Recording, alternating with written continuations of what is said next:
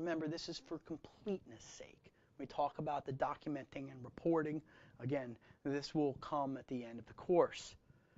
What we're trying to do is we're trying to define the steps of analysis that we took as we were going through the digital evidence so that they understand our process. And scientifically, when we're doing an experiment, we want somebody else to be able to replicate that exact thing on their system and get the same results. So that's why we do a detailed recording as we're going along. You have to document everything as you go along. And you'll notice if you're dealing with EnCase or Access Data's FTK, they give you the chance to do a lot of that documentation as you go along. You've got to document everything, and some things are going to be in your investigator's notebook.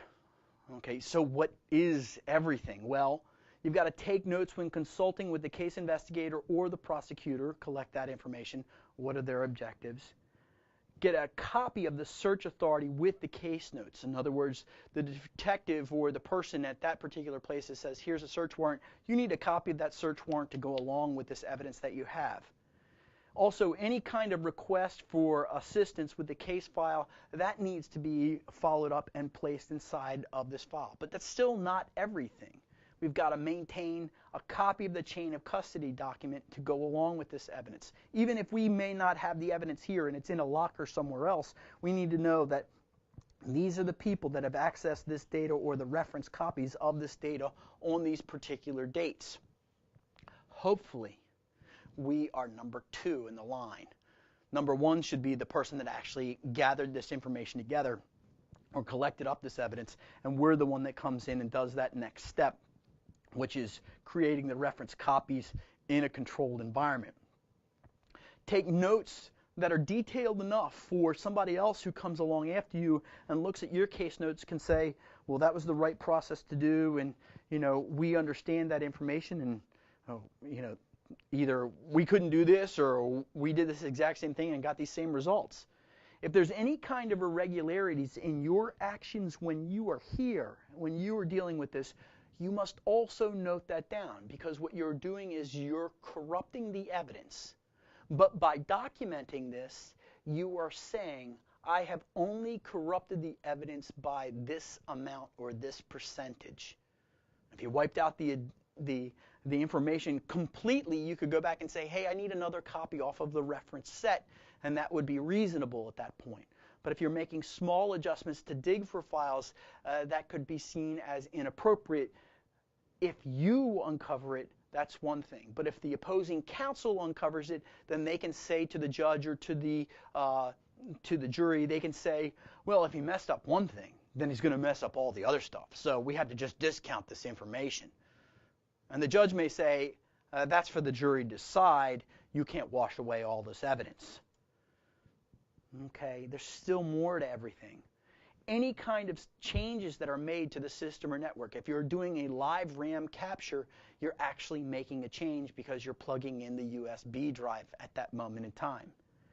Figure out what the software is, what the relevant versions of the software are, what the hot fixes are on that particular instance, what the applications are. Document all of that so that you can also go back to your lab and go to your reference system and say, I've got this exact machine with these exact hot fixes on it, and I performed the experiment there that relates to the evidence that is here, and I got the same result by doing this particular action right here. Figure out about any kind of remote storage, remote user access, offsite backups. Today, unfortunately, the answer is for a lot of people that they don't do that local storage and they do something like PogoPlug or Dropbox or SkyDrive or Azure. And so there's going to be evidence somewhere else. If you can get that username and account, that would be great. What would be better? That may be a good idea for you, is for you to make sure that the computer is logged on and you stay at the scene. And at that moment in time, double-click on the Dropbox executable to pull it up so that you can see where that information is on that machine, on that reference set. It may be that they have deleted everything out of Dropbox locally here and it hasn't finished syncing Dropbox there, and you can stop the Dropbox process and then resynchronize the information to a secondary drive. you can actually pull that data down. But that would require that the machine be on, that the internet connection be there, that you've got the browser open, and that they cached their username and password credentials, or that you could try some of those there, and that they actually deleted the information locally. There's a lot of ifs in that, but you've got to think of all those conditions so that you can gain that evidence for your particular activity. So that's pretty much everything. Okay, once you're finished, you got to close this case up. You're going to create a predefined template for report writing that works within your organization or the organizations that you work with. What is appropriate for them? What do they expect? A lot of times when I actually do penetration test reports, I ask for the previous report from the other organization that came in and did their activity. And I say, do you want it in this format, or what didn't you like about this format? What do you like about this format, so that I can adjust mine? Because I can replicate anything. My format may not be acceptable to you. And in one case, my client came back to me and said, hey, what we really need is this executive statement up front and then bury everything else below that. Okay, fine. So find out what those predefined templates for report writing are for your organization and what resonates well with your audience. If you've got any kind of log files that go along with this, that the forensics tools actually create, attach all of those log files. Remember, you're trying to create a report here that is related to a particular request. You're going to have a bunch of other files that go along with this. The hidden files, the deleted files, the supported findings that go along with that. You're going to have to bring them up as evidence. You're going to talk about your search strings, your keyword searches, and your text string searches that you're doing in this report. And that's not all. I mean, you still have to do the evidence found relating to or abusing of the internet, if that's part of your case, graphical image analysis.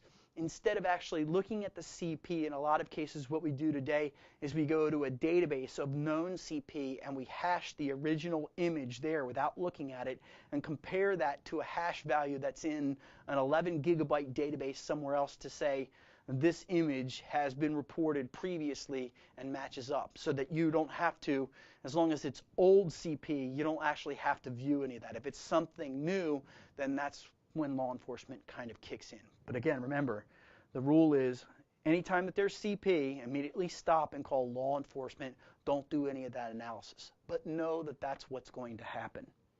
So in data analysis, we're going to give the description of the relevant applications on the examined items. How do we actually do it? The techniques that we used in performing this analysis, and whether those techniques are well known or whether those are unique to our operation, and collect up all that supporting material and hand that back to the organization to say, here are the printouts, here's the specific evidence that you can use. Now, in your report, by the way, when you're presenting that to a court, you probably don't want to hand them the long-tailed printouts. What you want to do is you want to put it up on nice poster board and graphic it up so that they can understand it and explain that process in layman's terms.